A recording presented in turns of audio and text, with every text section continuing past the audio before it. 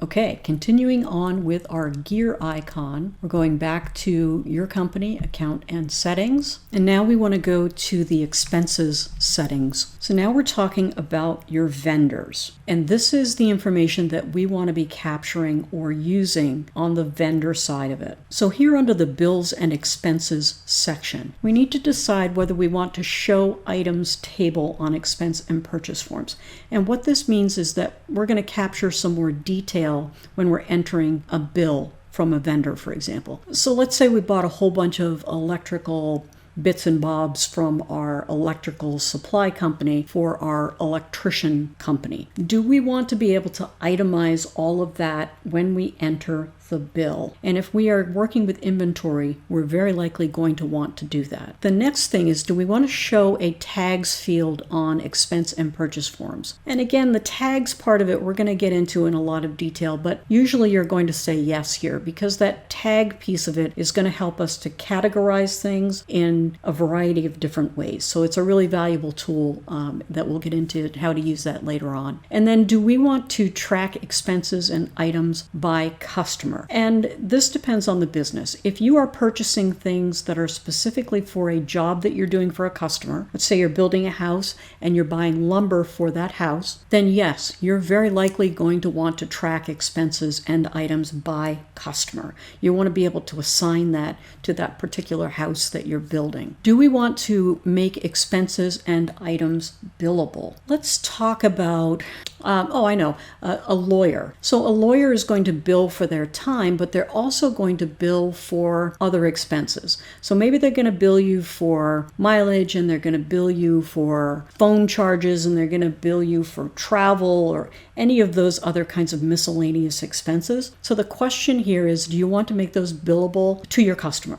And you may, if that's the kind of business that you're in where you're incurring expenses for a customer, then you're going to want to be able to bill those items to the customer. Now, the next question is, do you want to mark up what you're billing to your customer? So if you are charging them for travel expenses, you're going to charge them $100 plus a markup. Now, the next piece of it is tracking billable expenses and items as income. This is the part where having a little bit of need-to-know accounting would be good. There's two ways that this can be done. So let's talk about plane fare. Let's say it's $500 in plane fare. So you could have an expense account called plane fare, and then you could put that $500 into that account, and then when you bill the customer, you could take it back out of that expense account. So you're at zero with your expenses, but you're also bringing in income. That customer is going to pay you. So rather than going against an expense, increase the expense, decrease the expense when the customer pays you, you can set this up as an income account. And you could call it something like billable expenses, for example. So these are things that you are going to be charging to your customer and getting paid for. If you are in a business that has regularly something that you are, an expense that you're incurring for your customer and the customer is paying, whether you mark it up or not, it's best to have that as an income account so that you can keep track of that. The next piece of it is about sales tax. Are you going to charge sales tax on these items that you are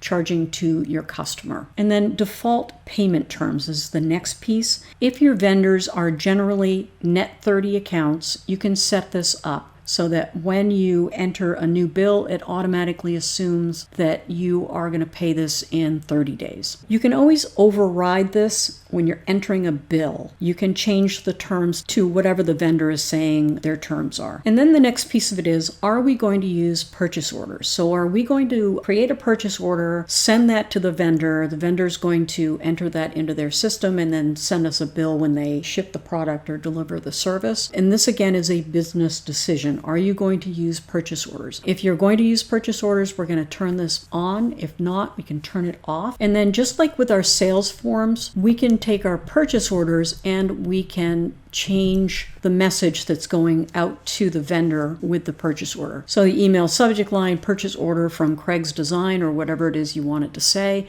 And please find our purchase order attached. If you have any questions, contact this person in the company, that sort of thing. So that is the expenses section of account and settings. And again, you get there by the gear icon.